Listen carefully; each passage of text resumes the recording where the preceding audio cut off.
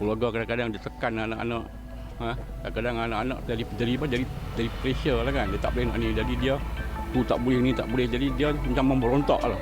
Punya datang daripada rumah, lepas tu datang daripada stres dekat tempat kerja, lepas tu mungkin dekat dalam kawan-kawan dia juga kan. Maksudnya stres ni dia punya tekanan mental ni datang daripada semua sekeliling kita lah sebenarnya. Dari pandangan Kak, mungkin disebabkan family. Kalau ibu bapa bekerja kan balik-balik penat, apa semua anak-anak macam terabai. Di satu bila anak-anak bila tanya sesuatu soalan, mesti ibu bapa marah. Dia tekanan pada anak dia. Tekanan mental dia perasaan dia macam tak tenang jiwa ke apa, kadang dadah ke apa ke. Kita fikir-fikir pun banyak masalah juga. Tapi boleh kita next apa mau buat itu saja boleh fikirlah, tak boleh buat mau fikir yang lain-lain tak maulah. Benda masalah rumah tangga, masalah kewangan, lepas tu sosial lah, masalah pergaulan. Nanti ni boleh jadi macam tension pun ada. Macam orang rumah marah macam tu, tension pun macam tu ada. Macam garang macam tu kan, ada macam tu pun ada. Okey, bismillahirrahmanirrahim. Assalamualaikum warahmatullahi wabarakatuh. Selamat pagi. Salam sejahtera ya kepada kalian berdua di sini ya. Selamat pagi dan juga anda semua penonton di rumah. Terima kasih kesetiaan anda menyaksikan kami di Malaysia hari ini. Hari ini hari Khamis 12 Mac 2020 bersama dengan 17 Rejab 1441 Hijri bersama dengan saya Fazli Sofia dan juga Eli. Dan terima kasih kepada anda semua kerana menonton Malaysia hari ini. Pastinya seperti anda lihat kan sebenarnya kita telah paparkan antara pandangan orang ramai berkenaan dengan keadaan mental masa kini yang semakin hari kita semakin melihat begitu banyak kes di mana begitu ramai begitu terdedah dengan masalah mental. Betul. Begitu tidak dapat mampu untuk mengendali stres ataupun tekanan hidup sehingga banyak kes membunuh diri dan sebagainya semakin berleluasa. Ini antara yang penekanan yang kita ingin lihat bukan sahaja antara di orang dewasa tapi juga di antara kanak-kanak juga. Ya, kita bercakap tentang situasi yang menekan kita, sama ada situasi itu yang betul-betul sebahagian daripada kehidupan kita ataupun situasi yang datang tanpa kita jangka. Okey, kita bercakap tentang baru-baru ini keputusan SPM telah pun diumumkan. Dan barangkali ada dalam kalangan pelajar atau bekas pelajar ini tertekan dengan keputusan. Jadi kita dah tahu, dalam kata lain, kita tahu yang kita akan menghadapi SPM. Dan kemudian keputusan yang kita perolehi itu tidak seperti mana kita inginkan. Jadi kita tertekan. Persoalan sekarang bagaimana kita mengendalikan tekanan itu sebab ini baru SPM. Dan barangkali ketika PT3 ke UPSR pun ada tekanan dia juga selepas keputusan diumumkan, dan bagaimana ibu bapa dan juga keluarga ataupun sekeliling boleh membantu meredamkan tekanan itu supaya anak ni tahu hidup ni memang akan ada tekanan tapi berupaya untuk mengendalikan tekanan itu sehingga dewasa. Sebablah penyakit mental ni sekarang sesuatu yang sangat membimbangkan. Dalam 4 orang seorang tu boleh dianggap sebagai didiagnos sebagai masalah mental. Dan ya, penyakit mental ni boleh menyerang sesiapa sahaja, Eli ya. Kadang-kadang kita boleh lihat kadang-kadang kita ni hidup dalam keadaan yang baik, sihat, mengamalkan gaya hidup sihat dan sebagainya. Kita tak tahu di kemudian hari mungkin kita boleh mendapat penyakit mental ini. Dan kalau penyakit mental ini antara punca-puncanya adalah mungkin stres. Stres ni banyak juga cabangnya. Stres ni ada stres yang baik dan juga stres yang tak baik. Stres yang baik itu baguslah. Ianya mungkin boleh memberikan kita semangat untuk bermotivasi diri, untuk energizer kan dan sebagainya. Tetapi yang stres yang tak baik ini sebenarnya takut kita membuat sesuatu perkara di luar kawalan kita, di luar tindakan kita, dan sesiapa yang mungkin mengalami stres yang dalam keadaan yang tidak baik ini digalakkan supaya seek for help. Duduk untuk meluahkan segala perasaan kepada orang-orang yang berada di sekeliling kita. Sebenarnya saya rasa sangat ironi kerana dalam dunia media sosial walaupun kita begitu connected ataupun kita boleh berhubung dengan sesiapa sahaja, tapi kita masih dalam keadaan yang kita tak tahu cara untuk mendapatkan bantuan ataupun tidak mempunyai keberanian untuk bercerita berkenaan masalah kita kepada orang lain. Saya rasalah kalau kita punya masalah ni elok-eloknya kita mencari bantuan atau bercakap dengan orang yang kita antara mereka yang rapat yang kita sama ada keluarga dan sebagainya. Di ironi media sosial ni kita begitu senang berhubung tapi kita masih dalam keadaan yang kita begitu sunyi, yang kita rasakan kita menghadapi dunia dan masalah kita ni seorang. Mungkin ini antara yang dirasai oleh anak-anak muda sekarang, generasi muda yang mungkin mereka tidak tahu cara untuk mengendali perasaan mereka sebenarnya bermula dengan perhubungan sama ada dengan keluarga ataupun dengan rakan-rakan yang rapat dengan mereka. Tapi Sofia rasa tu ironi. Ya. Saya rasa ironi. Dalam we are so connected, tapi ya. di masa yang sama kita macam ada disconnected di situ. Ya, dalam kita like sekarang dah pergi hyper connectivity.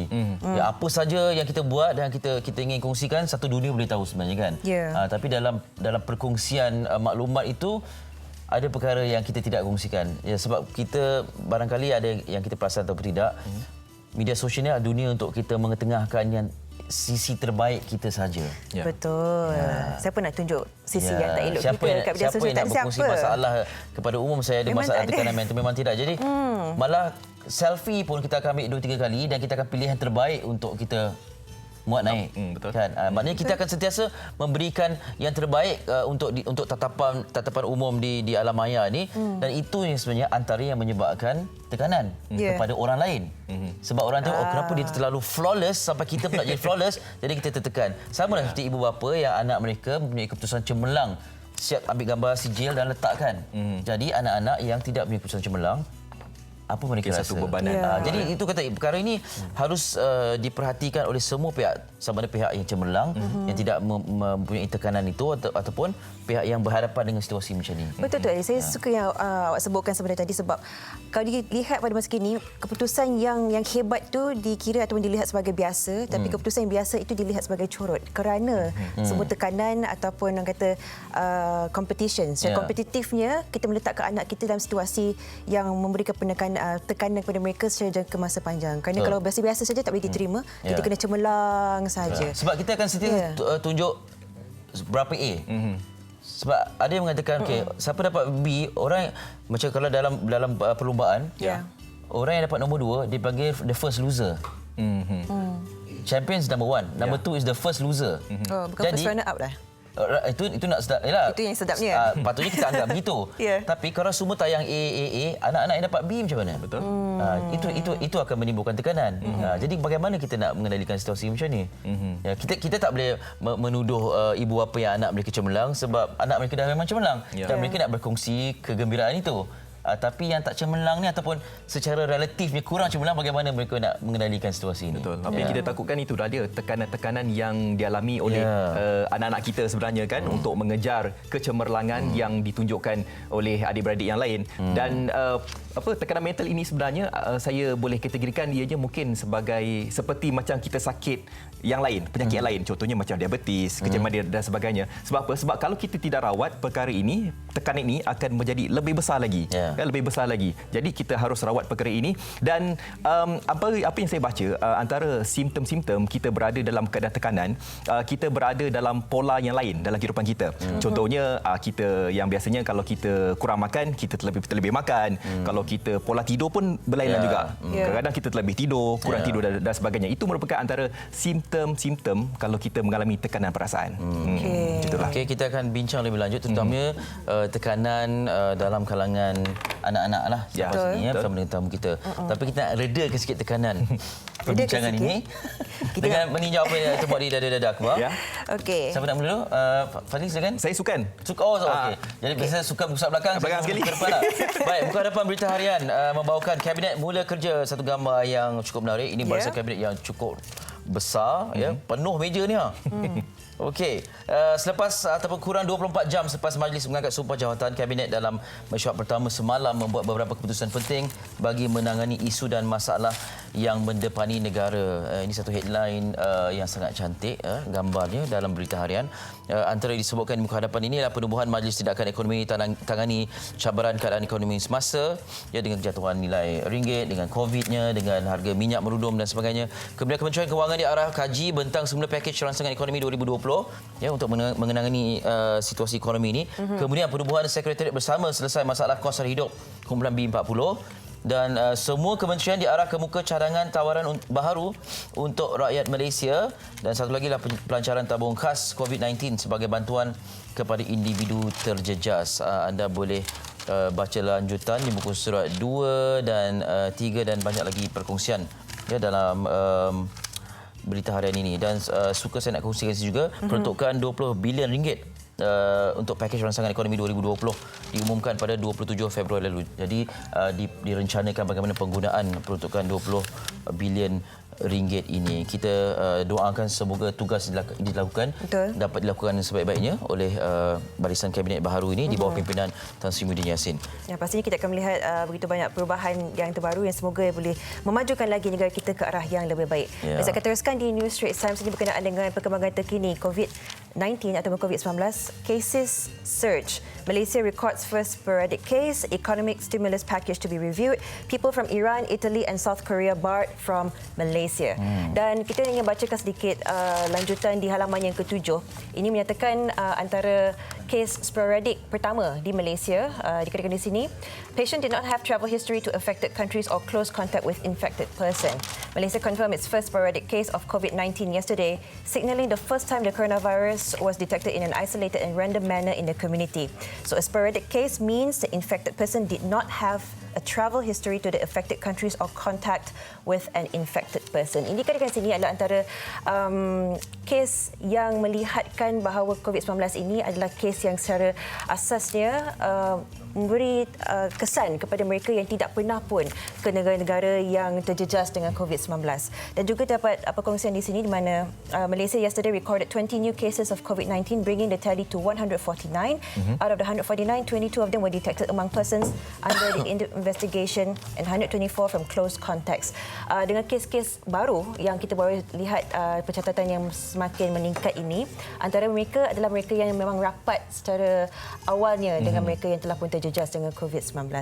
Dan juga di halaman yang ke-7 kita lihat di sini antara inisiatif kerajaan untuk mengadakan tabung COVID-19 untuk membantu mereka yang terjejas dengan COVID-19 pada ketika ini. Ya. Situasi COVID-19 juga boleh menimbulkan ataupun sudah menimbulkan tekanan juga kepada kelompok yang dikuarantin, kelompok yang dijangkiti dan kemudian tekanan terhadap keluarga dan juga kontak-kontak dekat. Dan ini antara juga stigma yang harus kita fahami juga ya, apabila rentetan daripada dikenal pasti siapakah pasien sekian-sekian nombor dan siapa orang itu, siapa yang berada di sekelilingnya akan tertekan dengan stigma. Jadi kita sebagai perkara ini kita pernah maklumkan juga sebagai rakyat Malaysia kita jadi individu yang bertanggungjawab lah. Jangan terus menuding jari. Inilah ni bawa virus dan sebagainya. Itu yang kita tak mahukan. Dan sebenarnya COVID-19 ini juga sebenarnya memberikan kesan juga kepada perkembangan sukan. Antaranya peluang-peluang bola sepak yang terpaksa ditunda dan berkemungkinan untuk Olimpik Tokyo pun mungkin akan ditunda. Okey, dan kita nak lihat apa yang menarik di halaman Harian Metro, di halaman belakang sekali. Ini cerita berkenaan dengan pasukan JDT lah ya, antara pemain yang boleh dikategorikan sebagai antara pemain terbaik dalam JDT iaitu Safawi, yang kalau anda saksikan ya, Safawi ini tidak beraksi dalam 2 perlawanan. Apa cia ni? Okey, ketiadaan bintang bola sepak negara Safawi Rashid dalam skuad JDT pada 2 perlawanan terakhir Liga Super berdepan UiTM dan PDRM menimbulkan tanda tanya dalam kalangan peminat bola sepak tanah air. Adakah benar dakwaan jurulatihnya Biamin Mora, pemain itu mengalami kecederaan ataupun disisihkan berikutan kemerosotan prestasi ekoran kontroversi membabitkan kekasihnya yang juga seorang pelakon iaitu Sifa Melvin baru-baru ini. Dan kalau kita dapat saksikan juga sebenarnya pasukan JDT ini kita tahu JDT ini sebuah pasukan yang gah ya, dibarisi oleh pemain-pemain bintang, tetapi pada perlawanan pembukaan berjaya menewaskan Kedah cuma 1-0 ya. Selepas itu pasukan JDT berjaya membenam pasukan UiTM yang rata-ratanya dibarisi oleh pemain-pemain dari kalangan pelajar. Cuma 2-1 dan kemarin JDT menewaskan pasukan PDRM 1-0. Jadi itu menimbulkan tanda tanya lah ya. Kalau kita lihat JDT ini sebuah pasukan yang gah, tetapi apabila menewaskan pasukan-pasukan yang mungkin kita kategorikan sebagai bukan pasukan elit, tetapi cuma jaringan yang tidak memberangsangkan. Adakah dengan ketiadaan Safawi ini memberikan peluang untuk pasukan-pasukan lain untuk menyaingi kehebatan JDT ataupun tidak? Tapi yang menjadi persoalan dekat sini, peminat-peminat dekat luar sana ingin tahu adakah ketiadaan Safawi Rashid ini disebabkan mungkin betul kata jurulatihnya Biamin Mora disebabkan mungkin kecederaan ataupun kontroversi yang membabitkan dia dan juga pelakon. Sebab TMJ kata berkemungkinanlah masalah di luar padang itu dibawa ke dalam padang. Berkemungkinan. Kita tak tahu. Wallahualam. Hanya mereka saja yang tahu. Ya. Okey, baik. Itu antara perkongsian berita harian NST dan juga Harian Metro. Betul. Penyamar bersuara sumbang atau penyanyi sebenar. Ini pun kita dengar di radio. Mana-mana promo. 6 lagi peserta yang akan beraksi di I Can See Your Voice Malaysia minggu ke-5. Saksikan Datuk Hatan dibantu oleh Yusri Abdul Halim, Jihan Musa dan Mark Adam bersama Rosita Cik Wan dan Datuk Arif Syukri membuat pilihannya di ICSYV. Oh, singkatannya. ICSYV, I Can See Your Voice Malaysia pada 15 Mac jam 9 malam di TV3. Dan anda juga boleh stream live HD ditonton. Ya.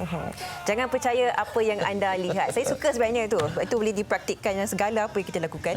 Do not be deceived by what you see. Tapi kali ini unik sebab dalam satu lagu, dalam satu persembahan tu kan. Ada yang nyanyian tu dengan cara yang baik, kemudian disumbangkan.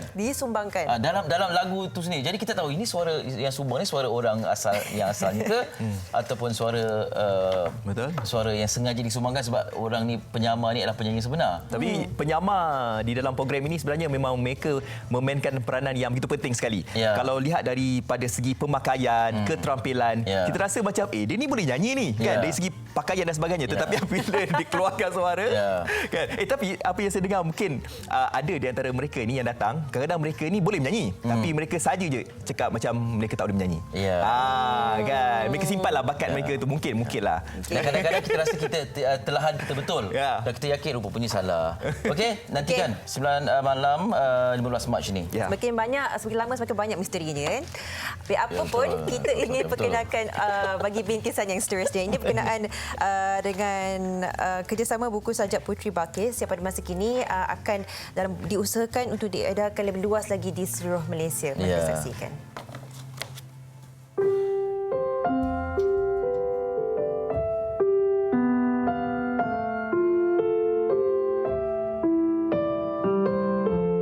Kepayahan hidup yang dilalui pelakon cilik Puteri Balkis terus mendapat perhatian daripada media Prima Berhad.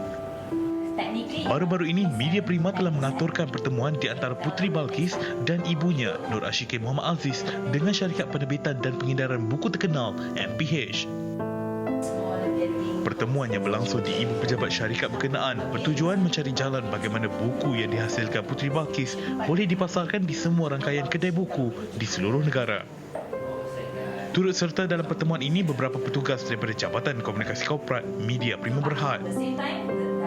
Dalam pembincangan kira-kira 30 minit ini, MPH diwakili Pengurus Besar Perniagaan dan Pembangunan Strategik Kuah Zemir dan Pengurus Dagangan Sulina Zubir. Mereka bukan sahaja berjanji untuk memasarkan buku berkenaan, malah memberi saranan agar kandungan buku sedia ada ditambah dan diterbitkan semula sebagai buku baru. Tins buku ni memang dah ready keluar dan kita mungkin akan berbincang untuk macam mana kita nak distribute buku ni ke kedai-kedai buku, bukan sahaja MPH tapi juga kedai-kedai buku yang lain lah melalui kita punya channel MPH Distribution. Bagi Puteri Balkis, peluang yang diberikan itu adalah satu yang tidak pernah difikirkannya. Dia juga berterima kasih kepada media Prima Berhad kerana sudi membantu. Pada masa ini, buku yang bertajuk 30 Poems of Puteri Balkis dijual sendiri oleh mereka. Ia kini telah memasuki cetakan kedua. Happy, sangat terima kasih banyak-banyak MPH dan tim bersamamu yang sentiasa dengan kami. Puteri tak sabar nak publishkan, nak tengok buku baru yang ada lagi updated, tapi tunggu tengok di bookstore MPH nanti. Mereka berharap dengan adanya sokongan pelbagai pihak, ia akan dapat meluaskan lagi pasaran buku itu ke seluruh negara.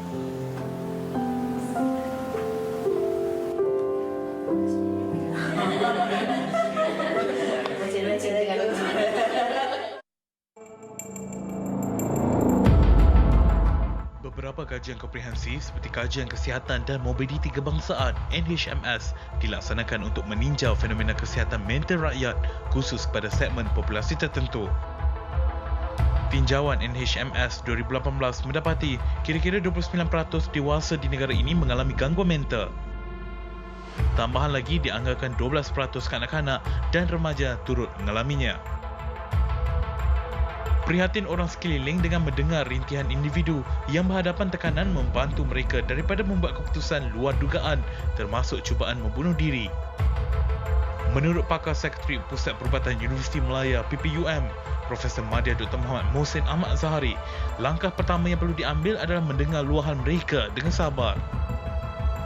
Kegagalan menangani kesihatan mental atau sering mengalami gangguan mental mendedahkan individu kepada penyakit mental lebih serius seperti kemurungan, kerisauan melampau, bipolar dan skizofrenia. Sejak dahulu lagi, pakar perubatan bersependapat tekanan yang tidak terkawal dan ditangani dengan baik boleh memberi kesan negatif kepada kesihatan mental seseorang termasuk golongan muda. Ramai yang tidak menyedari hakikat bahawa masalah kesihatan mental membabitkan setiap peringkat umur, bukan hanya membabitkan golongan dewasa. Bayi yang baru dilahirkan juga tidak terkecuali. Berdasarkan dunia perubatan, bayi yang baru dilahirkan berisiko menghidapi penyakit mental didorong oleh faktor dia dilahirkan dalam keluarga yang bermasalah, ibu bapa yang tidak bersedia atau terlalu muda dan ibu yang mempunyai masalah kemurungan. Bayi menangis mungkin satu keadaan biasa. Malah ramai beranggapan ia satu proses perkembangan atau pembesaran kanak-kanak. Namun, jangan ambil mudah jika tangisannya berlebihan dan terlalu kerap. Kanak-kanak ini mungkin berhadapan penyakit mental dan berpotensi menjadi masalah yang serius jika dibiarkan tanpa rawatan. Menurut Dr. Fairuz Nazri, masalah mental dalam kalangan kanak-kanak dan remaja lelaki yang ketara biasanya membabitkan masalah luaran seperti hyperaktif, melawan cakap ibu bapa, masalah disiplin di sekolah dan masalah dadah. Manakala kanak-kanak dan remaja perempuan pula membabitkan masalah dalaman seperti kurang tumpuan, murung dan mencederakan diri sendiri. Masalah kesihatan mental boleh dirawat sekiranya setiap individu memainkan peranan dengan sentiasa peka terhadap keadaan pesakit. Bagi keluarga pula, haruslah sentiasa mengambil berat terhadap kemurungan anak-anak.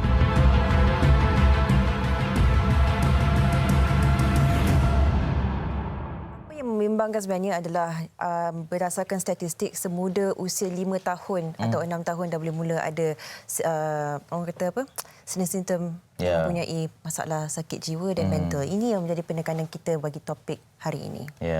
Okey, kita nak bincang lanjut tentang situasi kesedaran kesihatan mental dalam kalangan kanak-kanak dan barangkali sampai ke peringkat remaja sebelum keadaan ini dibawa di alam dewasa. Betul. Ya, kita bersama dengan Syazima Masyud Shah, pakar psikologi klinikal. Assalamualaikum. Waalaikumsalam. Selamat pagi. Sihat ya? Sihat, Ya. Alhamdulillah. Syazima sebutkan kita pernah bawa topik, memang topik ni kita akan sentiasa bawa kan? Betul. Ya. Kita pernah bincang tentang ni dulu. Itulah dia. Okey. Sebenarnya pendapat anda sendiri berkenaan dengan disebutkan kita masih membawa topik yang sama. Mengapa kita masih mengalami atau menghadapi masalah sebegini dan sebegini banyak kes yang kita dengarkan remaja membunuh diri, mencederakan diri dan sebagainya. Depresi. Mengapa? Saya rasa sekarang ni memang dari segi kesedaran awam juga tentang depression, tentang anxiety, stres juga kita memang dalam 2-3 tahun ni lah memang berkembang dan lebih ramai orang yang tahu tentang masalah ni. Dan oleh sebab itu lebih ramai yang report masalah-masalah ni daripada dulu tu. Dulu tu memang kita tak ada social media, kita tak ada macam banyak parents yang suka nak ambil foto ataupun nak bincang tentang masalah yang anak-anak mereka sedang hadapi. So masa tu kita tak nampak sangatlah masalah ni. Tetapi memanglah benda ni memang ongoing dan selalunya setiap kali kita berbincang tentang ni ada perkembangan baru dari segi apa yang telah berlaku dari segi perkembangan dalam dunia, perkembangan dari segi social media sekarang dan banyak benda yang cabaran yang budak-budak sedang hadapi sekarang juga. So dari segi tu memang dia mungkin topik yang sama tetapi dalam skop yang sikit berlainan daripada dia berlainan lah daripada apa yang kita bincang dulu tu. Yalah, kita bercakap tentang satu situasi mungkin sebelum zaman teknologi pra media sosial ni perkara ini dah ada cuma tidak dilaporkan. Bila Syazima sebut tentang perkara ini saya teringat ada satu filem Dead Poets Society. Tentang satu keluarga yang ayahnya menekan anaknya untuk belajar bersungguh-sungguh sampai akhirnya anaknya bertindak bunuh diri. Tapi filem itu dibuat ataupun berkisah tentang era 40-an 50-an. Maknanya situasi begitu berlaku cuma sekarang ni lebih terdedah dengan berita ini dan juga risikonya dengan adanya media sosial. Jadi bagaimana ataupun adakah pengendalian situasi ini semakin lama semakin rumit disebabkan kita rasa semakin banyak kes itu kita dengar ataupun disebabkan teknologi dan juga media sosial ni atau apa sebenarnya? Saya rasa dari segi media sosial memang mempengaruhi apa yang sedang berlaku. Kita boleh nampak yang selalunya budak-budak pun sekarang dah tahu macam mana nak guna Instagram. Dan baby pun dah boleh nak tengok YouTube dan semua kan. So dari segi tu pun boleh nampak yang mereka memang terpengaruh dengan Instagram ataupun cara mereka nampak dari segi your outlook you to the whole world. So memang terpengaruh dengan benda macam tu sampai semua kena perfect. Macam saya rasa Ali ada cakap tentang kena jadi flawless. So dari segi tu mereka memang akan stres lah kalau nampak orang lain buat macam okey dia punya result lagi bagus daripada saya dan dia boleh post. Kenapa saya tak boleh post? Benda tu macam memang akan membuat kita stres sebab kita nak nampak macam kita perfect sangat juga. So this is more to kepada remaja lah saya rasa untuk remaja, tetapi untuk kanak-kanak pula kita boleh nampak yang parents pula yang akan memberi tekanan macam ni kepada anak-anak sebab mereka pula nak tunjuk kepada orang lain yang anak mereka pun pandai. Boleh buat ni, boleh buat tu. Kita melihat ni perbincangan dalam sudut sedikit kontra. Apa yang disebutkan adalah kita dalam dunia laman media sosial di mana kita suka-suka share sama ada ibu, bapa ataupun anak sendiri. Adakah mereka yang mengakui mereka mempunyai masalah mental sama ada dia seorang dewasa ataupun remaja atau kanak-kanak ni sesuatu perkara yang sepatutnya dinormalkan kerana kita melihat bagi penyakit mental itu sendiri kan ada banyak jenis yang berbeza. Ada yang mild, ada yang serius. Tapi sekarang ni makin lama makin ramai yang kata saya ada penyakit mental, saya ada masalah ni, this and that. Jadi adakah ini satu perkara yang perlu kita perlihatkan cara untuk kita mendiagnose seseorang itu sepasti-pastinya mempunyai masalah mental? Macam ni, saya akan bagi tahulah. Memang ramai sekarang ni yang suka self-diagnose. Yes. Okay, self-diagnose, mereka bagi label tu kepada diri mereka sendiri supaya mereka ada dia punya excuse ataupun dia boleh bagi tahu yang sebab saya ada masalah ni sebab tu saya tak boleh buat benda ni. Alright, dan itu adalah salah satu cara mereka nak bagi tahu kat orang saya tak boleh buat benda ni, tak boleh. It just becomes an excuse, alasan sahaja. Dan memanglah diagnosis untuk self-diagnose tu memang kami memang tidak menggalakkan benda macam tu sebab kalau seorang buat, nanti semua orang akan buat juga. Orang yang tak ada pun akan kata dia ada. Yang dia ada. So dari segi kita memang dari tadi cakap tentang the konflik. Macam mana ni? Nak bagi tahu kat semua orang yang kita ada masalah mental ke tak nak bagi tahu. Saya rasa kalau kita memang dah pergi jumpa pakar dan kita dah dapat diagnosis yang sebenar dan kita nak bagi kesedaran kepada orang awam tentang apa masalah yang kita sedang hadapi, itu adalah memang baguslah sebab kita bagi kesedaran kepada orang yang masalah ni memang ada dalam kita punya society, kita punya masyarakat memang ada masalah ni. Dan kalau ada kawan-kawan ataupun you punya family yang ada masalah ni, kita boleh nampak dan kita boleh faham mungkin dia ada masalah ni. So saya rasa dari cara mereka buat macam mana mereka keluarkan status mereka tu adalah yang kita kena tengok lah. Maknanya walaupun bukan pengakuan tapi apa yang mereka kongsi itu dah boleh ada nampak corak-corak tertentu. Tak adalah cakap benda ni saya tak boleh buat macam ni sebab ada masalah ni. So it's become an alasan lah. Betul. Nanti ramai pula akan ambil kesempatan menjadikan sebagai alasan. Okey, Syazimah kita ada pemanggil. Kita lihat. Hello. Halo, Assalamualaikum. Waalaikumsalam. Siapa di talian? Selamat pagi. Ya, Cik Syafrizan ya? Ya, Syafrizan. Silakan. Adakah faktor pemakanan menyebabkan penyakit mental mengenai ringan ke apa ya? Okey. Faktor pemakanan ya? Okey. Terima kasih. Okey, macam mana pemakanan ini memainkan peranan dalam pembentukan kesihatan mental? Okey, dari segi memang pemakanan memang tak ada kaitan sangatlah. Memang tak ada kaitan sangat. Mungkin apa yang dimaksudkan nutrisi tertentu yang kurang dalam badan sebabkan otak ataupun cara pemikiran kita macam a bit terjejas. Setakat ni memang tak ada research yang menunjukkan kalau kita ada kekurangan dari segi apa-apa nutrisi, kita akan ada masalah penyakit mental. Memang tak adalah. So dari segi pemakanan tu memanglah of course kita galakkan benda yang balance diet, benda-benda yang biasa. Alright? Ya, okey. Baik. Yelah, tak ada kaitan barangkali correlation secara langsung tu tidak, tapi ia berkait dengan makan sihat, badan yang sihat, menjalani aktiviti dan gaya hidup sihat, mental sihat lepas tu. Kan? Satu badan kita ni adalah berkait kan? Ya, berkait. Okey. Baik, kita akan berehat seketika. Sekembalinya kita akan masih bersama dengan Syazima untuk melihat apakah langkah seterusnya untuk kita membendung dan mencari punca masalah bagi penyakit mental di kalangan kanak-kanak ini. Selepas dalam misi hari ini.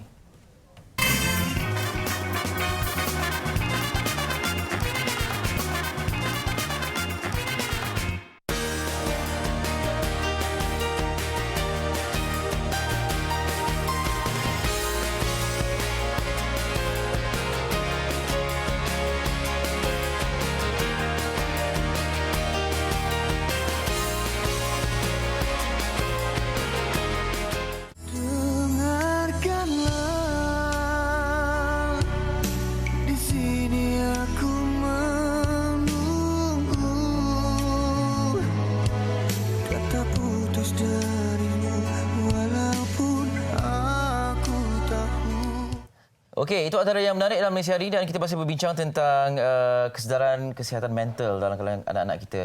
Saya rasalah mungkinlah kan mungkin Syazima sama ada setuju atau tidak. Kita terlalu meraihkan kelompok-kelompok yang cemerlang dan banyak A ni kan, barangkali banyak lagi perkara-perkara atau kecemerlangan yang boleh kita raikan. Saya teringat masa zaman saya kecil dulu, ada satu dipanggil anugerah pingat Hang Tuah tak silap, atas keberanian menyelamatkan orang lemas dan sebagainya. Wow. Dia beri anugerah sebegitu. Jadi dilihat macam okey, misalnya kata orang ni tak cemerlang dalam bidang akademik, dia diraikan ataupun diangkat atas keberanian dia, kemahiran dia dan sebagainya. Ya. Barangkali itu boleh meredakan sedikit tekanan kerana seolah-olah macam kehebatan adalah berdasarkan satu aspek saja. Betul tu. Saya selalu cakaplah, dalam seseorang individu tu kita ada strengths, kita ada weaknesses, kelebihan dan kelemahan. Betul. So selalunya kita tak boleh nak cemerlang dalam semua bidang ataupun semua benda. Tetapi kita akan ada kelebihan, kita akan tolong kita punya kelemahan.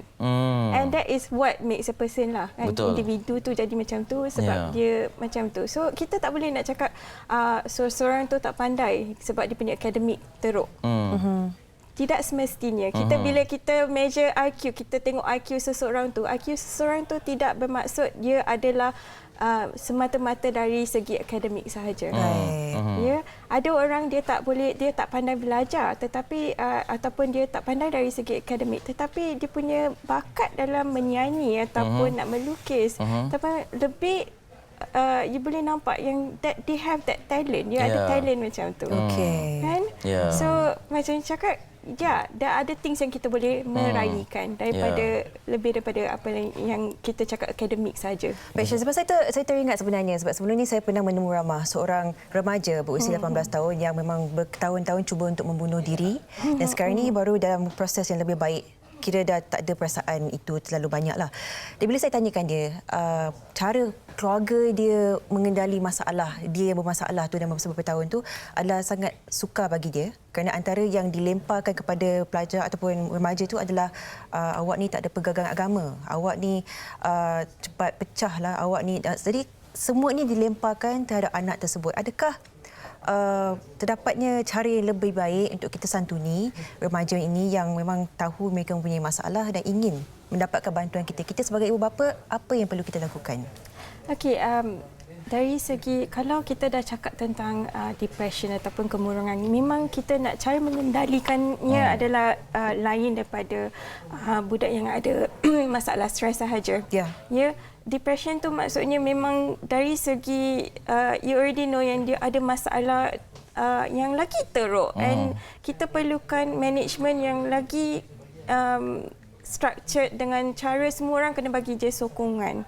And memang langkah yang kita boleh ambil sebagai parents adalah satu adalah number one is kita selalu kena bercakap dengan anak, I think. In general, kena bercakap, bersembang dan kena tahu apa masalah yang mereka sedang hadapi. Kita tak boleh nak judge terus, menilai yang okay, you tak belajar, you tak buat ni sebab tu you ada academic you teruk. You punya markah teruk. Semua you cannot judge first. You kena tahu apa masalah yang mereka sedang hadapi. Sebab kita balik daripada kerja, kita tengok anak je tapi kita tak tahu apa yang sedang berlaku kat sekolah. Sometimes most of the time kita tak tahu. Masa kalau you were to flashback masa kita kat sekolah, kita memang menghadapi banyak sangat tekanan, bukan dari segi pembelajaran sahaja, tetapi dengan kawan-kawan juga. And these days kawan-kawan you kena ada follow trend ni, kena follow trend tu, and banyak benda yang you kena catch up dengan. So ibu bapa kena ambil tahu benda-benda macam tu juga, bukan dari segi pembelajaran sahaja. Sebab ni ada pertanyaan daripada seorang ibu bapa ni. So ibu, Assalamualaikum, saya nak tanya, saya punya anak sulung sekarang berusia 8 tahun, sering membuat saya marah dengan perangai dia yang dia juga bermain dengan adik dia yang usia 6, 3 dan setahun. Adakah itu tanda masalah mental? Mohon pencerahan. Jadi anak sulung mempunyai masalah 8 tahun, dia sering buat saya marah dengan perangai dia yang perangai dia, dan dia juga bermain dengan adik-adik. Agak kabur sikit apa maksudnya mungkin dia suka kacau ataupun buat adik-adik dia lah. Mungkinlah saya rasa. So dari segi apa yang Puan Ni tanya ni, memang kalau let's say saya akan bagi tahu macam mana kita nak detect ataupun nak tahu bila anak ada masalah. Masalah tekanan ke, masalah mungkin benda yang ada, you kena check lah simptom dia. Salah satu benda yang kita kena tahu adalah sebelum benda-benda ni berlaku, dia okey tak? Ada perubahan tak? You nampak perubahan drastik tak daripada dia punya perangai? Sebelum ni dia tak pernah buat macam tu dan dia okey je. Dan tiba-tiba ada one period tu, tiba-tiba dia dah buat macam tu. Perubahan yang ekstrim. Selalunya kalau you nampak perubahan yang ekstrim dari kelakuan ataupun tingkah laku anak-anak, ada kemungkinan besar yang sesuatu yang telah berlaku dan ada benda yang mungkinnya menyebabkan dia rasa stres. Alright. So dari segi one more thing, drastic changes adalah dari segi dia terlalu banyak makan, terlalu banyak minum, ataupun dia suka berkepit. Some kind of symptom. Dia suka berkepit dengan ibu bapa ke, ataupun mungkin suka menyendiri, ataupun you boleh nampak sakit-sakit fizikal dari segi sakit perut, sakit kepala, tapi pergi jumpa doktor, doktor cakap tak ada apa-apa. So bila you nampak perubahan drastik, you kena tahu yang mungkin dia ada masalah tertentu dan mungkin itu adalah masanya untuk tanya dia apa yang telah berlaku kat sekolah, ada tak apa-apa yang telah berlaku macam tu, dan kalau masih tak dapat cari penyelesaian kepadanya dan tak tahu nak buat apa, lebih baik datang jumpa pakar. Okey, baik.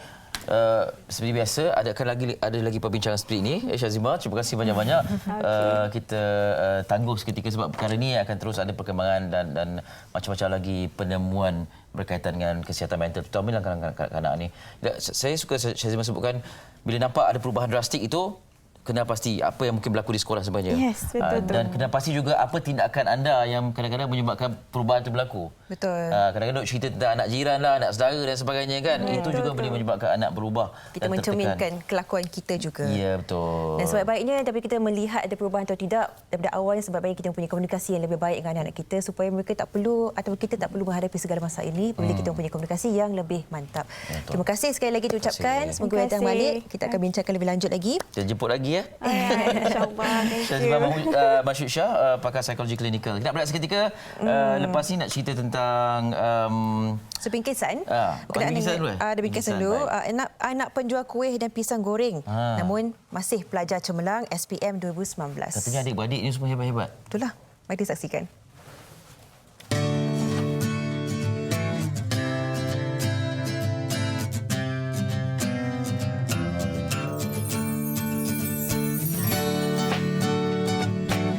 Kejayaan tidak akan datang bergolek tanpa usaha.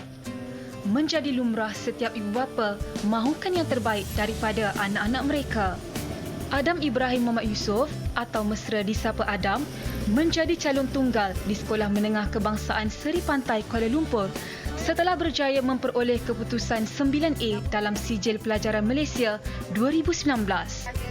Biarpun ibu bapanya merupakan peniaga pisang goreng, Adam tidak berputus asa untuk cemerlang dalam pelajarannya.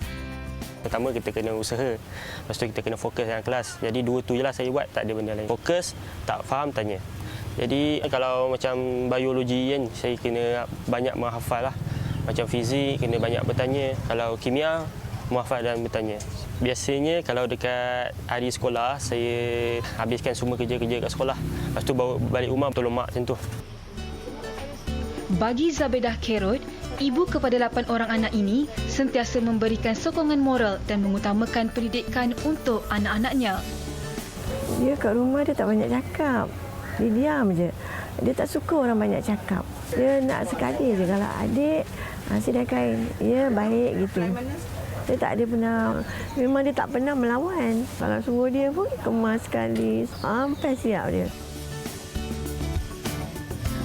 Selain pisang goreng, pelbagai makanan turut dijual di gerai ini seperti kuih muih dan nasi lemak. Kak, bagi saya pisang goreng RM2. RM2 je ke? Cukup. Tak ada kuih lain ke? Tak ada, ni saja. Okey, terima kasih. Okey, sama saya beli. Seawal jam 6 pagi, gerai Puan Zabedah akan mula beroperasi dan saya difahamkan kebiasaannya Adam tidak dapat membantu ibunya kerana dia perlu hadir ke sekolah. Namun, ibunya akan dibantu oleh Nor pada setiap hari Minggu.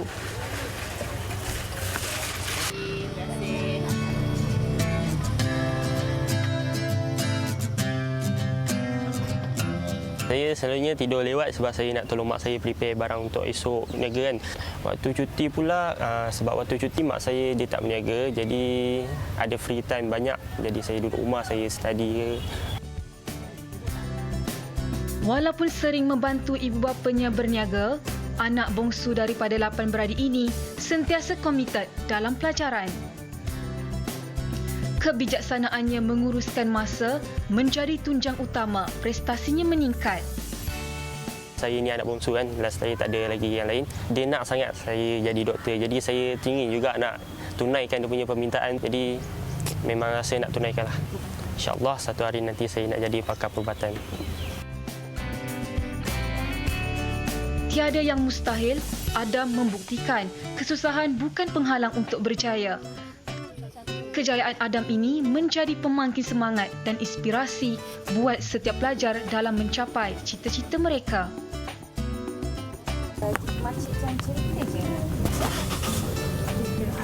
Baik, tahniah diucapkan kepada adik Adam ya yang memperoleh kejayaan paling cemerlang, dapat 9A dalam Sijil Pelajaran Malaysia atau SPM, dan diharapkan ianya dapat memberikan kepada kalian di luar sana sebagai inspirasi. Walaupun kita dapat lihat ya kehidupan yang serba sederhana, tapi ianya tidak mematahkan semangat adik Adam untuk terus berjaya. Dan kalian di luar sana yang mungkin tidak mendapat keputusan yang cemerlang, ianya bukan pengakhiran hidup anda, kerana saya nak kongsikan ada seseorang individu ni yang pernah gagal SPM 2 kali dan juga STPM 7 kali, tetapi sekarang ini telah pun berjaya menjadi salah seorang dekan dan juga menjadi pakar pendidikan awal kanak-kanak. Jadi dengan itu saya nak kenalkan kepada kalian di luar sana, kita bersama dengan Dr. Bustam Kamri. Assalamualaikum Dr. Apa khabar? Alhamdulillah sihat walafiat. Orang kampung kita ni. Ya.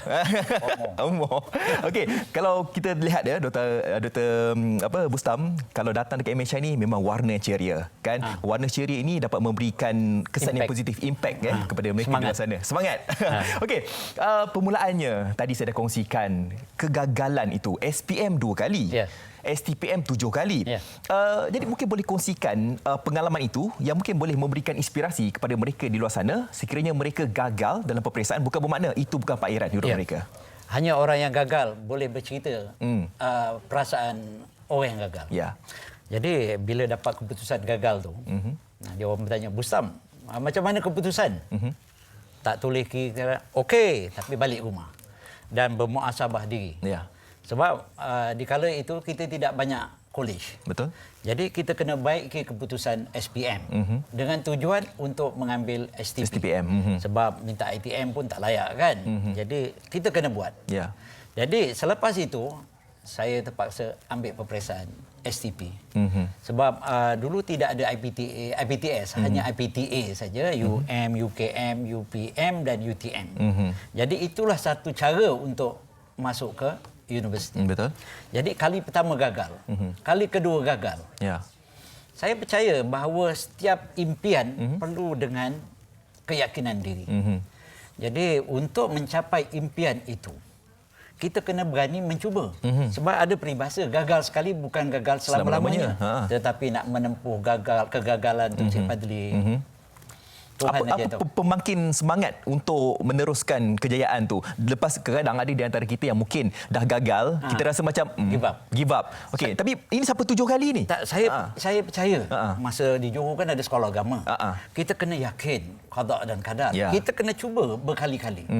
Jadi sampai kali ke-7, Tuhan mungkin menguji kesabaran saya. Kesabaran kali ke-5, orang kata memang kau tak akan pergi universiti punya. Tak, itu satu cabaran.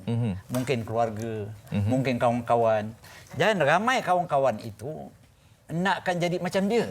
Tetapi tidak ada orang yang nak jadi macam kita yang nak berjaya. Jadi Tuhan dah menguji kali ke-7. Baru saya dapat masuk universiti. 7 tahun menunggu. 2 tahun SPM ni, jadi 9 tahun. Jadi itu satu ujian. Manisnya sekarang lah. Dan saya boleh buktikan dan sebagai role model of the failure. Model kepada orang yang gagal. Saya tak menjadi idola pun tak apalah. Sekurang-kurangnya kalau buka surat khabar ke apa, ada insan yang berani mencuba. Tetapi di luar sana adik-adik jangan jumpa saya dah pecahkan rekod kali ke-8. Saya sedih lah. Ya, cukuplah 7 kali. 7 kali. Sebab di zaman itu tidak ada IPT lain. Tapi bagi adik-adik di sana, kalau yang mendapat 3 kredit itu bukan satu pengakhiran. Ya, kalau kita lihat kalau kita ingin melanjutkan pelajaran ke IPT dan sebagainya, sekurang-kurangnya 5 kredit. 5 kredit. Okey, tetapi anda kata mereka di luar sana adik-adik kita yang dapat SPM tidak mencapai piawaian 5 kredit itu. Adakah mereka boleh melanjutkan pelajaran? Baik. Ikut dasar MQA, saya pun salah seorang panel program standard MQA dalam bidang saya lah, program pendidikan awal kanak-kanak. Kita meletakkan ada beberapa program itu yang meletakkan syarat minima lulus SPM sebarang 3 kredit. Umpamanya diploma pendidikan awal kanak-kanak, diploma multimedia, animasi, media dan teknologi, macam orang nak jadi penerbit ini kan. Ada IPTS yang memenuhi syarat kelayakan MQA. Menawarkan bidang-bidang ini. Dan bila berminat, tak apa. Itu sebagai satu asas untuk maju ke depan.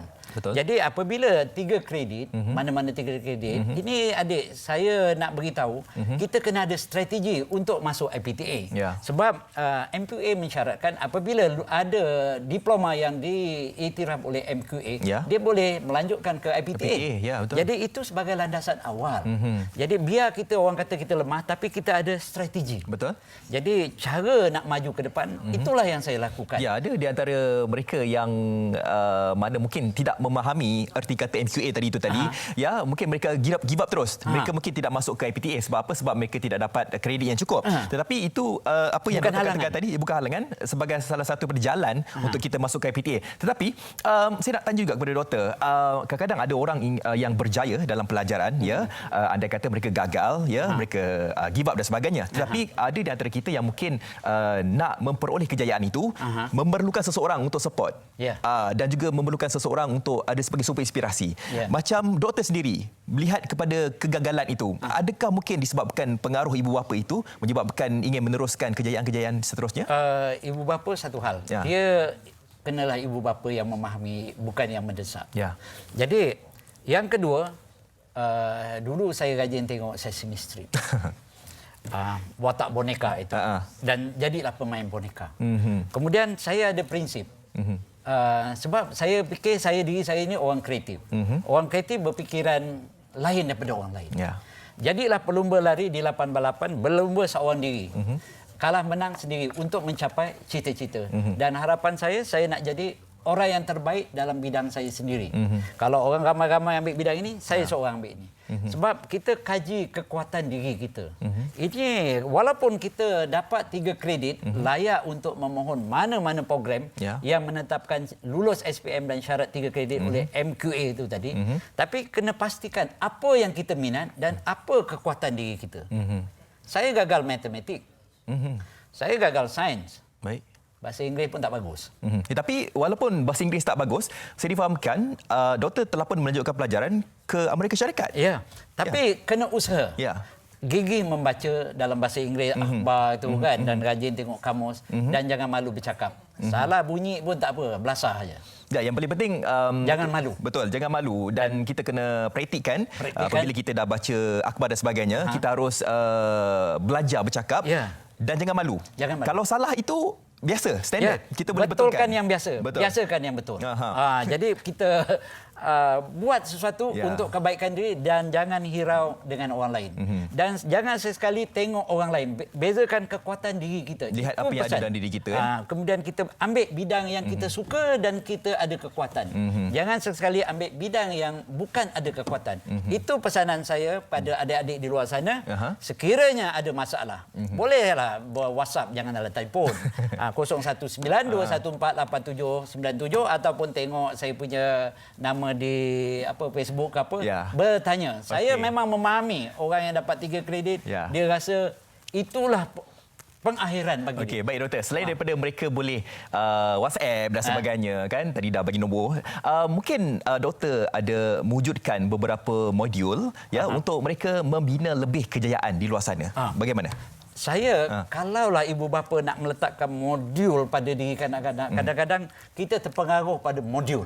Tetapi saya berprinsip, ibu bapa di luar sana perlu memahami bahawa domain, maknanya lahir semula jadi, anak-anak itu. Kalau peringkat bawah 4 tahun, dia ada domain bahasa, fizikal, kognitif dan sosio emosi. Kita tengok anak itu apa yang diminat. Tapi kalau orang tu melihat modul domain kognitif saja, kita tak tahu bahawa anak dia boleh cakap dari segi fizikal, main sepak bola ke apa kan. Itu pun sebagai satu karier, kejaya. Kalau itu anak tu pandai bercakap begitu kan, mungkin dia jadi pengacara yang baik, boleh ataupun jadi kaunselor dan sebagainya. Saya bukan nak merendah, tapi itu kekuatan masing-masing. Baik doktor, sebenarnya kita untuk waktu ekonomi sekarang ini, ada di antara kita yang berpendapat, sebab terlalu ramai sangat orang cakap, tak apalah kau gagal SPM pun tak apa, kau boleh berjaya, kan? Ada juga yang cakap tak apa sebab kita ada kemahiran, walaupun kita tak ada pendidikan, kita ada kemahiran. Jadi bagaimana doktor melihat tentang perkara ini? Perkara ini yang memang menjadi satu trend pada dia orang. Tak jadi masalah kita bekerja dahulu. Tetapi ilmu itu mesti ada. Sebab cara orang yang berilmu itu berfikir, dia berbeza. Gaya persembahan dia kalau dia nak berniaga. Sebab dia tahu susun atur dia ke, katakanlah dalam bidang kulineri. Dia kalau masak memanglah orang yang tak belajar tu kadang-kadang lebih sedap daripada orang yang belajar. Tetapi itu sebagai satu syarat lah dalam kehidupan hari ini, bahawa akademik tu juga diseimbangkan. Betul, kita seimbangkan. Sebabkan kemahiran memang ada. Tetapi untuk pergi lebih jauh, perlu ada ilmu. Betul, kita harus seimbang lah kan. Seimbang. Walaupun kita mempunyai bakat, contohnya kulinari dan sebagainya, tetapi pendidikan itu penting juga kan untuk masa hadapan. Dalam konteks sekarang ini, bagaimana doktor melihat peluang yang harus dimanfaatkan oleh golongan remaja dekat luar sana? Kalau kita dapat lihat dalam konteks ekonomi dan juga keadaan negara untuk waktu sekarang ini, bagaimana doktor melihatnya? Saya melihat di sinilah. Kalau di sebelah barat, di Amerika terutamanya, bila keadaan ekonomi merosot, mereka telah menyiapkan diri untuk pergi belajar. Tapi sekarang ni, pembelajaran Universiti Maya tak semestinya mendaftar, tapi dia mendaftar macam contohnya lah Universiti Maya macam OpenU ke dan sebagainya. Kita boleh mendaftar sambil bekerja sebab dia datang 3 kali aja dan tak ada masa untuk meluangkan untuk mendapatkan ijazah. Jadi kedua-duanya sama penting.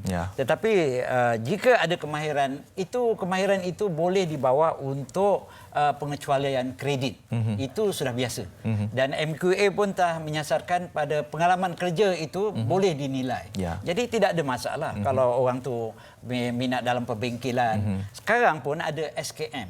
Bagi mereka yang tak lulus sekalipun, kerajaan memberi ruang dan MQA meletakkan sijil kemahiran Malaysia bagi mereka yang tidak mempunyai akademik yang tinggi tapi dia berkemahiran. Betul. Cuma menerusi proses didikan cara yang betul lah, membetulkan kita. Maka memang cara semula jadi dia boleh betulkan kita. Tetapi bila belajar itu adalah SOP dia. Betul. Jadi bukan sembrono aja lah. Kena ada asas yang betul lah. Jadi patah baliklah jadi adik-adik yang di rumah sana kalaulah dia dapat 3 kredit SPM lulus. Dia pun masih lulus kan, kalau bahasa Malaysia sejarah tu mesti lulus kan. Kemudian lain-lain 3 kredit, cubalah tengok di website. Yang kedua ni, perhatikan bila nak menuntut ke IPT sebarang IPT, tengok ini nasihat lah berdasarkan pengalaman. Organisasi itu IPT itu ada tak hubung kait dengan industri di luar. Sebab MQA sekarang dah menyasarkan work-based learning. Pembelajaran berasaskan pekerjaan. Itu tadi patah balik. Ya, betul. Jadi, mungkin 3 semester di kampus, 3 semester di industri. Jadi, bila belajar tu, ialah maklumlah, lepas tu nak bayar PTPTN kan? Jadi, pastikan program yang ada pekerjaan. Jadi, yang itu kadang-kadang di luar sana dia tak berapa faham untuk memilih bidang ataupun program yang sepatutnya. Ya, itu yang seharusnya mereka lakukan. Okey, ini saja masa yang sempat diberikan kepada doktor dan walaupun lebih kurang dalam 10 minit ni tapi saya rasa dapat memberikan mereka dekat luar sana sebagai jalan untuk membuka jalan untuk mereka mencipta kejayaan seperti mana yang doktor lakukan. Jadi saya ucapkan terima kasih kepada Dr. Bustam Kabri, pakar pendidikan awal kanak-kanak dan juga Dekan Sekolah Sains Sosial Kolej Antarabangsa Yayasan Melaka. Terima kasih kerana sudah datang. Jadi kalian di luar sana kalau nak sebarang input, sebarang cadangan ke, ada masalah ke tentang pembelajaran, boleh saja menghubungi doktor di talian WhatsApp tadi dan juga boleh pergi ke Facebook sebab doktor pun aktif juga dekat Facebook. Cari saja Dr. Bustam Kabri. IG pun ada. IG pun ada. Okey, kita nak berhenti berehat seketika, jangan ke mana-mana kerana selepas ini kita ada persembahan daripada Floor 88. Jangan ke mana-mana.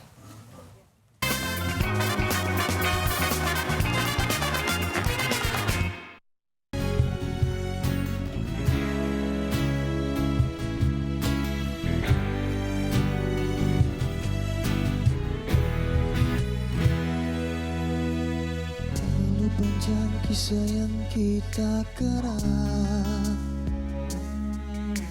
hingga tiada dayaku menoktakannya.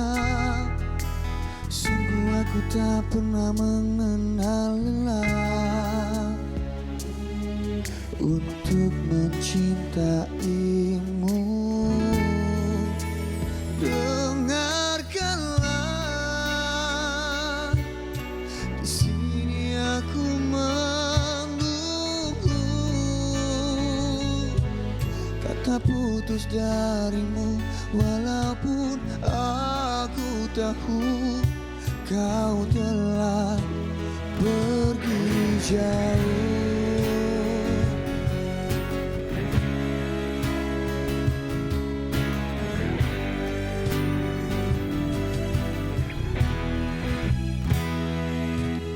Selama ini aku tetap memilih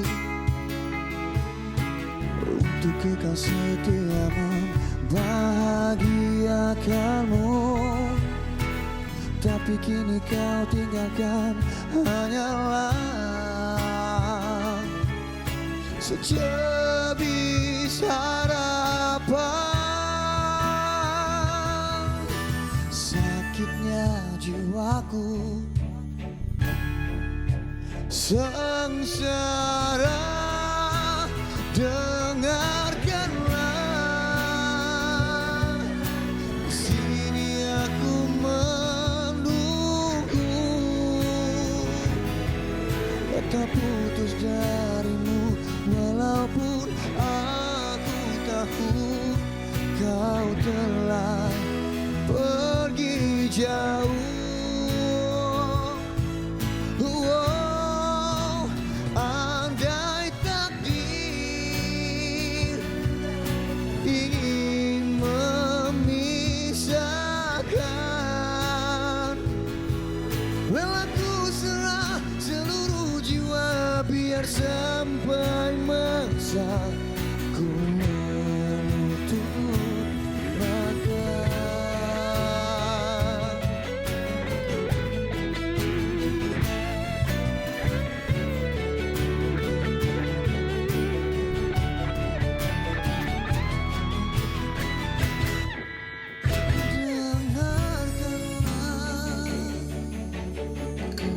sini aku menunggu kata putus darimu, walaupun aku tahu kau telah pergi jauh. Andai takdir ingin memisahkan, rela ku serah seluruh jiwa biar sampai masa ku menutup mata.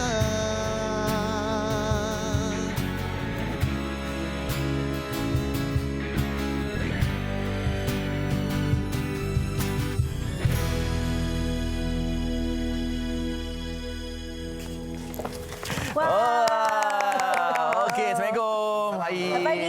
Ya, Flow 88. Kat 88. Jauh dah sampai. Pagi. Selamat pagi. Betul lagu terbaru. Ada monolog nak buat. Cakap laju ni. Yang baru punya. Okey, ini single terbaru. Ya, Yang benar. Yang benar. single ni tak baru jugalah. Kita baru keluar sebenarnya lagu ni dah berusia 8 tahun. Ya? Dah 8 tahun dah. Oh wow. Macam sangat tu. Zaman kita orang belajar, kita simpan lagu ni and bila dah dikenali sebagai creative, kita orang tunggu masa untuk keluar. Sebenarnya takut juga nak keluar. Kenapa lagu ni bukan lagu yang pertama dinyanyikan? Memang dulu? tunggu 8 tahun ke? Sebab kita orang memilih untuk cita rasa pendengar. Mencari tapak dulu and bila ada masa sesuai baru kita keluarkan lagu ni. Oh wow. Tapi tu Forte dia macam berbeza dengan lagu-lagu sebelum-sebelum ini. Memang dulu kewujudan Flow 88 awal-awal memang nak nyanyi lagu balada ke atau bagaimana? Ikutkan kalau masa zaman mula-mula dulu, kita cuba pelbagai genre. Okey. Kalau kata core-nya dulu, Flow 88 ni main metal. Serius Ai? Kita tengok muka mana yang metal. Ini. Muka besi. Okey. So macam itulah kita cuba bila dah kita establish dengan lagu Zalika. Orang suka dengan genre Zalika, kita come out dengan Akila, dengan Roblox dan Hutang. So masa musik video Hutang tu, scene yang last tu macam ada scene cinta. So cakap guna lagu apa waktu tu? Cakap why not kita guna lagu sendiri. So kita belanjalah lagu yang benar ni sikit. Dan orang suka lagu tu. Komen lagu apa yang last tu. So bila Hutang dapat sambutan yang agak luar biasa, so why not kita belanja terus lagu ni yang orang nak. Okey. Jadi berterima kasih dengan lagu Hutang lah lagu ni akan. Jadi Hutang tu dilunaskan dengan video klip Hutang tu lah. Okey. Ini music videonya. Ya, betul. Apa konsep yang dipilih sebenarnya ni? Okey. Tuan Direktor. So, Eric. Wah, hebat. Okey. So sebabkan lagu ni kita tease dalam MV Hutang. So jadi kita prequelkan MV ni daripada MV Hutang. So macam mana kisah percintaan antara Acoy dengan Uci. Mula-mula diorang berjumpa lah. Okey. Dia percintaan antara apa? Percintaan antara Apak dengan Acoy. Oh, ni prequel prequel pada Hutang. Okey. Itu ceritanya. Jadi dia sebutkan tadi macam kat hujung lagu tu dah belanja lagu sini sikit. Sekarang ni lagu ni dah dikeluarkan, bagaimana respon peminat? Diorang okey tak boleh terima tak? Genre berbeza kan? Sebab kalau ikutkan Flow 88 kebanyakannya kanak-kanak yang suka dengar kan. Dan peringkat umur lah macam-macam apa semua remaja. So tapi bila kita keluar lagu ni kita ingatkan mungkin akan ada loss sikit daripada pendengar daripada kanak-kanak. Tapi setakatnya alhamdulillah, kalau nak kata orang tak terima, radio dah start main. Kalau kata orang tak terima pun YouTube official MV dalam masa 2 minggu kita dah reach 3.6 million official MV. Dan lirik video serentak juga diriliskan, kita dah reach 1.2 million untuk lirik video. So bagi kami alhamdulillah lah diterima. Dah banyak buat duit lah. Itu tak boleh sembang di sini. Okey. Jawab ni. Bila kata ni lagu 8 tahun yang dulu, adakah ini sebiji lagu tu ataupun ada pengubah-ubah yang disebabkan peredaran masa?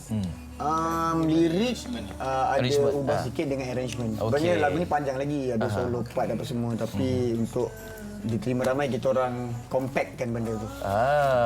Banyak kalau dengar yang asal tu lain sikitlah. Panjang asal tu duration dia 4.44 minit. Oh boy. Wow. Tapi yang baru ni 3.50 minit. So ada beberapa yang kita potong. Macam Ai, kita tahu Ai sebelum ni nyanyi lagu Zalika, Akila, Hutang dan sebagainya kan. Tapi apabila menyanyikan lagu Yang Benar ni ni sebab difahamkan awal-awal lagu ni Ai ada tak masa awal? Ai dah. Memang Ai dah. Okey, jadi Ai sendiri bagaimana? Forte Ai sendiri. Adakah Ai selesa dengan lagu Yang Benar ni? Sebab kita tak tahu selepas Yang Benar ni lagu apa dan genre ni macam mana? Macam mana Ai? Ni macam jiwang balik jiwang karat sikit. Sebenarnya saya lebih suka universal, macam-macam lagu saya suka nyanyi. Yang Benar ni memang dari dulu saya dah bawa dengan Floated masa zaman underground. Bawa juga bagi dekat awak asrama dengar. Oh ya. Tidak. Sangkut tak? Dulu dia gunakan lagu ni. Dia try awak kat asrama. So sebab tu ramai yang tunggu lagu ni adalah awak-awak yang dia bagi itulah. Tapi kebanyakan dah kahwin ke macam mana? Aku nak cerita. Okey. Ni ada video muzik baru keluar apa ni? Okey, teruskan. So bila nak macam Salika dia lebih kepada catchy. So itu satu mood yang baru untuk saya cubalah untuk lagu Salika tu. Yang ni kira macam dah biasa bawa lagu ballad lah. Ya, so ni kira ada elemen throwback sikit lah kan. Banyak asal penubuhan tu nak lagu-lagu macam ni kan.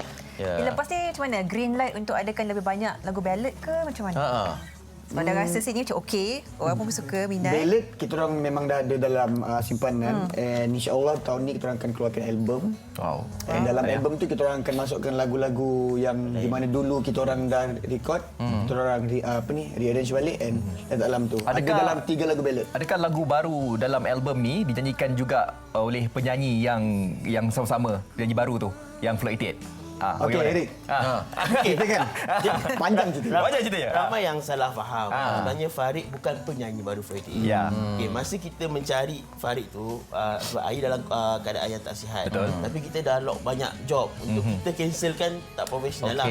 So kami mencari partner Ai bukan pengganti. Mana Ai ada, bukan Ai tak boleh nyanyi langsung kan. Partner Ai supaya kita prepare lah apa benda yang akan berlaku. Tapi disebabkan isu tu ramai organizer macam salah faham yang akan Ai tak ada. So dia cancelkan show tu. So kami tak ada show sampailah Ai dah boleh nyanyi balik. Baik. So jadi second vocalist Floated tu tak diperlukan lah. Tapi atas dasar tanggungjawab kita orang dekat Farid tu. So kita jadikan dia sebagai protege kami dan kita akan producekan projek untuk dia.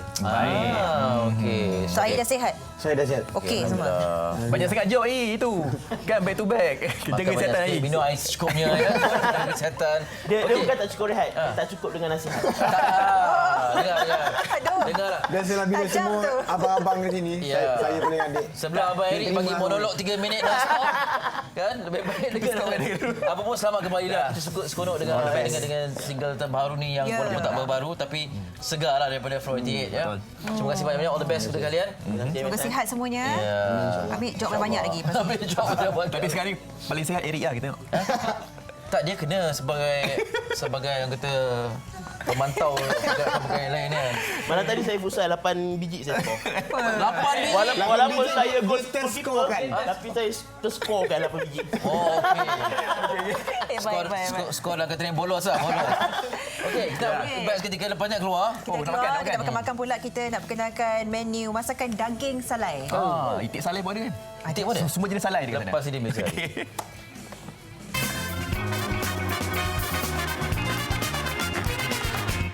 Baik, kita dah dapat bau-bauan, aroma daging salai, itik salai, keli salai semua dekat. Sofia makan tak salai ni semua? Makan. Makan Makan. Eli sudah pasti makan lah. Kan? Saya tak salai pun dia makan.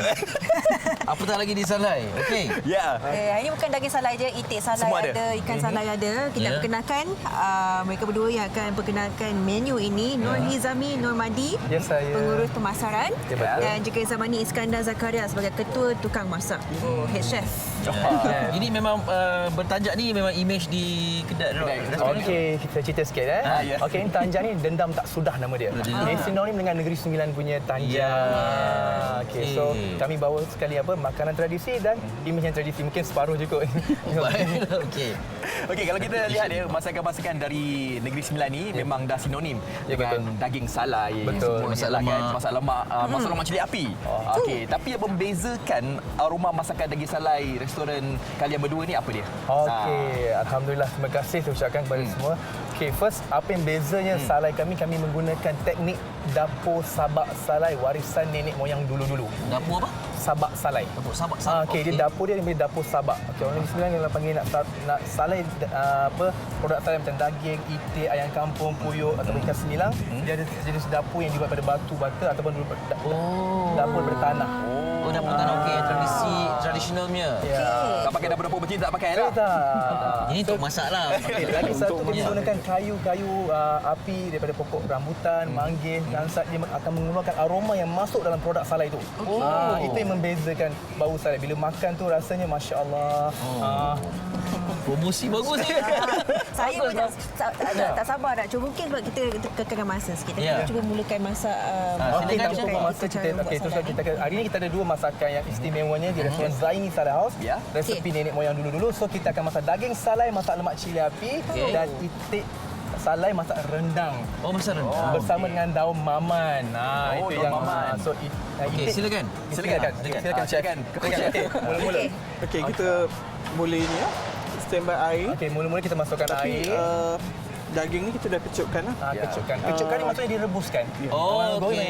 Rebus dulu bersama serai lah. Baik. Daging salai. Tempoh untuk mengecut dia lebih kurang 45 minit hingga 1 jam. Okey. Chef tak apa sambil-sambil ni. Okey, barulah daging lembut untuk daging. Okey. So untuk okey ni kita kena sekali. Oh, dia serentak dulu. Ni saya buka dah ni. Okey, sekali kita masak. Tadi dulu dah. Ini itik salai. Itik sama dia. Okey. Macam Captain Ini yang telah dipanggang. Ini salai. Disalai. Disalai lepas tu kita rebus. Kita dah rebus, kecupkan. Yang lebih lembut lagi. Lembut dan proses salai itu berapa lama? Okey, untuk daging salai kami memasak 4 hingga 5 jam. Okey, daging salai yang 2 kilo tu akan dia kecut hingga jadi 1.6 kilogram. Dia akan keluarkan minyak-minyak dry. So aroma asap masuk dalam tu. So untuk daging untuk itik salai kami masak 3 hingga 4 jam. So beza salai dengan bakar tadi, kalau bakar kita terus direct dengan api, kalau salai ni kita jarak dia 2 hingga 3 kaki daripada api. Asap dia. Asap dia tu. Dapur Sabak tu kita tutup, tu asap tu terkepung masuk dalam produk salai. Tu yang pakai pokok apa ni, batang kayu rambutan. Tapi kekalkan dia punya orang kata moisture dalam dagingnya. So kita masukkan produk salai tadi, ada air tadi kan kita masuk, tu letakkan cili ni kita blend dengan kunyit. Kunyit dengan apa? Kunyit hidup. Cili bara ataupun cili kampung, blend dengan kunyit. Tu masukkan serai, begitu juga dengan daging. Masakan Nonggogi Sembilan ni, masak lemak cili api ni sangat mudah dan senang. Semua orang boleh masak. Tapi dia semua setiap negeri ada masakan masak lemak cili api. Yang istimewa di Negeri Sembilan ni yang saya nak share hari ni, kongsi bersama, kami tanpa menggunakan sebiji bawang pun. Bawang kecil ke bawang besar? Ada bawang Kenapa? Okey, ini lah resepi nenek moyang dulu-dulu. Maknanya yang ini cili dengan kunyit saja. Cili dengan kunyit, cili bara atau cili kampung. Cili api dengan kunyit saja. Dengan kunyit saja. Cili dengan kunyit saja. Ya, betul. Tak ada bahan penumis bawang sebentar. Kalau masuk bawang tu dah melanggar adab dan cerita. Lagi satu masakan Negeri Sembilan di daerah Kuala Pilah, dia tak boleh guna gula.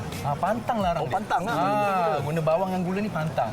Jadi nama manis tu bagaimana? Ini khas untuk daerah Kuala Pilah. Di daerah lain seperti Rembau dia akan guna bawang. Sambil-sambil.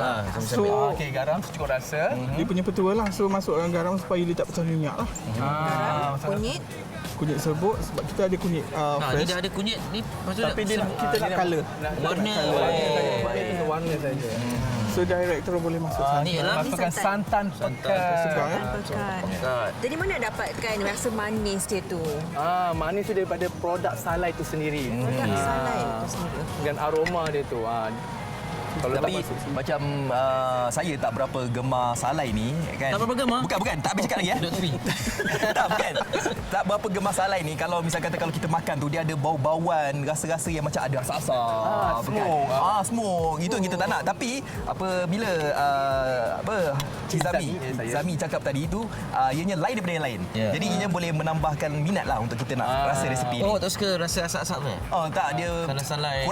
kurang lah. Macam kacau lah sikit. Kacau sikit lah. InsyaAllah. Yang ni walaupun nampak dia warna dia kuning keemasan diraja, tapi rasa dia berbeza. Baik. Boleh tak kita mempelawa diri kita untuk makan? Selitkan untuk kalian berdua ya. Untuk tambah lagi apa yang menariknya, masakan Negeri Sembilan ni, di Zaini Salai House ni, resepi nenek moyang dulu kami menggunakan jodoh. Sebagai jodoh? Itu jodoh dia. Apa dia? Sebagai contoh, jodoh kita, daging salai masak lemak cili api kita jodohkan dengan pucuk ubi kayu, terung telunjuk dan belimbing buluh. Kalau ayam kampung kita tengok sini, kita jodohkan dengan nangka muda. Kalau ikan sembilan kita jodohkan dengan daun asam glugo, itik salai kita jodohkan daun puding dan puyuh salai kita jodohkan pucuk pegaga. Banyak jodoh tu dalam masakan lah, bukan ulam. Bukan, dia ulam tu dia tapi dia dimasak. Dia tambahkan. Okey. Itulah bijaksananya orang tua-tua kita dulu. Awak memang asal ni lah, orang Negeri Sembilan. Saya asal Penang. Oi. Asal Penang. Tapi tahu ada resap orang-orang di Sembilan. Jadi kita keep on belajar. Bagus dia. Okey. So yang paling menariknya kat sini, yang rare-nya, rendang itik kita jodohkan dengan daun mamat. Ini memang signature kami. Di restoran Zaini Saleh House. Kita ada 2 minit saya lagi. Yang belah ni daging. Silakan dulu, dulu. Silakan Safia. Silakan. Okey, so ini terung telunjuk, jodohkan dengan jodoh dia. Masuk. Bagi tu jodoh dia apa? Ini terung telunjuk. Terung telunjuk. Apa. Okey, ini hati-hati punya hidup. Ini pucuk punya hidup, dia tak nak hilang kuning dia. Oh, ya ke? Ni dia. Pedas tak Safia? Dia pedas, tapi boleh rasa daging dia menserap. Wow. Ali? Ya. Harus saya cuba. sedang sibuk masak ni. Bagi Fadli awak. Cuba. Okey, silakan. Tuan Fadli, kita tolongkan. Okey. Kalau masak ataupun salai menggunakan kayu-kayu pokok rambutan dengan ada beza tak manggis lain atau baunya lebih harum, lebih tekstur baunya lebih kata memikat rasa. Dan kita boleh tahu ni rambutan ke tak ataupun tak boleh lah. Tapi cuma ada aroma lah. Aroma dia lebih kuat lagi. Siapa yang pertemukan jodoh-jodoh antara masakan-masakan ni? Inilah katakan resepi nenek moyang dulu-dulu daripada turun daripada abang saya, dia punya mak mertua dia. Jadi mak mertua yang ajar turun-temurun sampai lah hari. Okey, kenapa jodoh itu dipertemukan? Rasa macam andailah kata Don Maman ni kita letak dekat tempat lain pula. Tak boleh. Rasa dia kan lain. Okey, Don Maman ni dia rasa dia ada masam-masam pahit-pahit sikit. So dia sesuai buat rendang dengan itik. So pucuk bergaga, tapi boleh juga macam nangka ni kita masuk dalam itik boleh, insya-Allah. Tapi tak boleh semena-mena campur semua lah. Dia kena tahu jugalah kan. Bukan ni jodoh daging dengan daun apa ni? Ini terung telunjuk dengan pucuk ubi kayu. Jodoh yang memang serasi. Itulah orang tua kita dulu bijak. Saya kata ni, dia dah jodohkan siap-siap. Orang tua punya bijak sampai orang Penang pun turun dengan dia. Aduh. Itulah dia. Bagi mereka yang nak mencuba sendiri, kat mana kedainya? Okey, insya-Allah. Kedai kami ada 2 cawangan, satu di Ulu Bendor, satu di Senawang. Jalan Seremban ke Kuala Pilah di Ulu Bendor buka setiap hari 10 pagi hingga 6 petang. Di Senawang kami buka awal 7 pagi menyediakan breakfast kampung hingga pukul 4 petang. Boleh waste Google Map Zaini Saleh House Ulu Bendor atau Zaini Saleh House Senawang. Yes. Zaini Saleh House, dapatkan segala informasi dalam media sosial, dapatkan peluang anda untuk rasa semua sedap. Dia kata Ali Iskandar. Dan tip untuk pergi makan ni jangan pakai baju warna putih. Sebab kunyit hidup warna dia susah nak hilang. Kalau merecik. Okey, baik, kita ucapkan terima kasih kepada Nur Hizami Norbadi, pengurus pemasaran, dan juga chef kita Zaman Iskandar Zakaria. Terima kasih kerana sudi berkongsi tentang rahsia turun-temurun daripada nenek moyang dia. Biasa orang simpan secret, tapi dia beritahu. Alhamdulillah. Kita kongsi je. Alhamdulillah. Baik, terima kasih kepada kalian berdua. Dan juga terima kasih kepada anda semua yang menonton hari ini. Di sini kita akan bawakan topik yang juga sangat hangat dan menarik semuanya di Malaysia hari ini. Limau hitam. Ya. Jumpa lagi. Assalamualaikum. From 88 Zalika. Ya. Bye.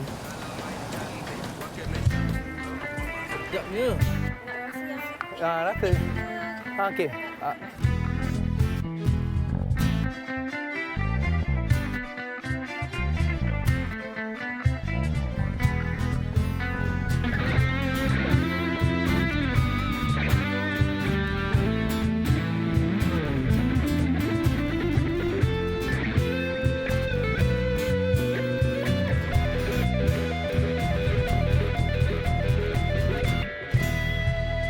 Seorang gadis yang mencuri hatiku, anggun terpesona ku melihat wajahnya. Adakah dia merasakan apa yang ku rasa? Degup jantungku bergetar-getar. Lirikan matamu menusuk ke jiwaku. Sekali ku pandang membuatku terpaku. Selalu terbayang akan wajahmu. Adakah kau merasa seperti diriku? Zalika, Zalika, Zalika, kaulah gadis jelita. Bila ku berjalan sebelah, terasa rusuk bergetar. Zalika, Zalika, Zalika, kaulah yang mempesona. Bila ku terdengar suaranya, hatiku terpaut jadi gila. Adakah dia sudah berpunya? Jika belum